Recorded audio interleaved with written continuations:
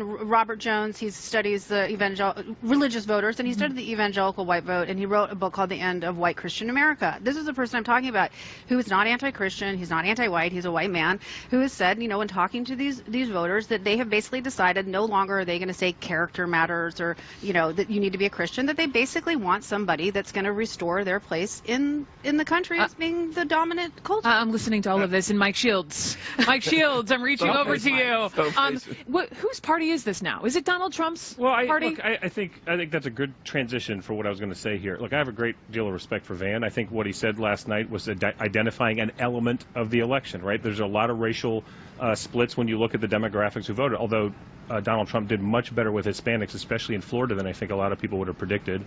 But I think what we have to be careful, you're talking about how we bring people together, is not to, it's okay to talk about these specific segments and elements, but not to paint with a broad brush, right? There were some Republicans after Barack Obama got elected that wanted to say he was a socialist.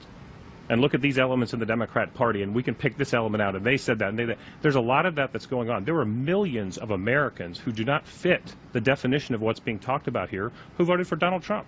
There's Republican activists who were out. They had a tremendous ground game at the RNC, tremendous, beat the Democrats on the ground at the RNC, staffed by Republican volunteers who do not fit the definition of wanting to deport Muslims or being a racist or a whitelash or whatever you want to call it. These are Republican voters. And so I think you have to be, if you want to bring people together, we've got to stop painting with a broad brush and start really, you can analyze these things, but let's not call a whole party a certain name based upon certain things that certain people have said. I think that's the first. If you want to bring people, if you don't want to bring people together, we just want to fight. Then we got to keep doing that. We want to come together. I think let me just say a couple things. First of all, I think I'm the only national Democrat that said from the beginning that Donald Trump was real and could win. After Brexit, I think I'm the only national Democrat that went on and said, listen, this guy is real and can win. I think I'm the only national Democrat that in the middle of the campaign was going into battleground and sitting down with Trump voters in their homes, breaking bread and talking, trying to find common ground.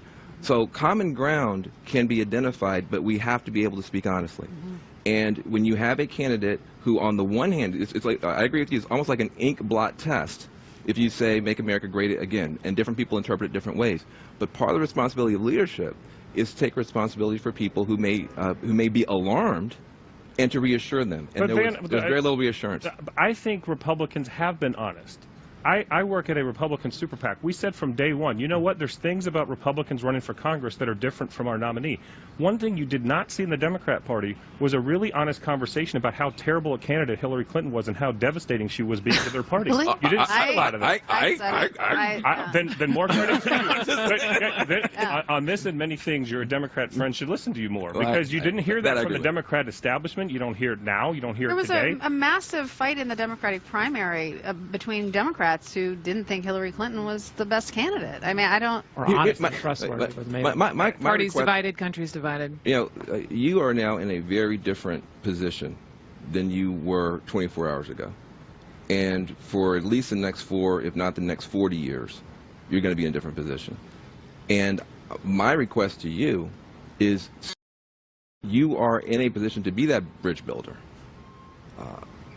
It's hard for us to do what he said. He said, don't paint with a broad brush. They didn't show my whole statement. I said, in part, it was a whitelash. I gave credit to the fact last night that it was also a rebellion against elites. It was also a revolution when it comes to polling, etc. And it was, in part, a racial issue and a whitelash. If you guys only say, no, our party is 100% pure of any of that stuff, and then Democrats say we are 100% pure of any elitism, we're never going to get anywhere. I will tell you, my party is rife with elitism. Our establishment led us into a blind alley. I've said it before, during, and after. I need a partner on your side who's also willing to admit there might be at least one person in the Republican Party who's motivated by some racial animus. I want to hear you quickly respond to that, and then we have to go. Yeah. I appreciate you admitting the faults. I think the media has incorrectly tried to pigeonhole the But this Republican is not Party. us talking about the media. I'm giving you free Yeah. airtime. And I will tell you this: fragile communities are hurting all across this country, and there are many Republicans that are African American, that are white, that are Hispanic, that are hurting. Mr. Trump spoke to that cause. There are Republicans, there are elements of the Republican Party that do not ascribe to some of the things that I would hold dear to my heart as being a Reagan Republican or a Lincoln Republican, but that's not the whole party. I think when you see the many people who came out to vote for him that look like me, that look like you, that might be Democrats, they said, aside from all that, we believe and we want change. Okay, my 2 takeaways listening to this whole conversation: we all need a mirror. We all need to take a good long look at ourselves, and we need to listen more. Sure.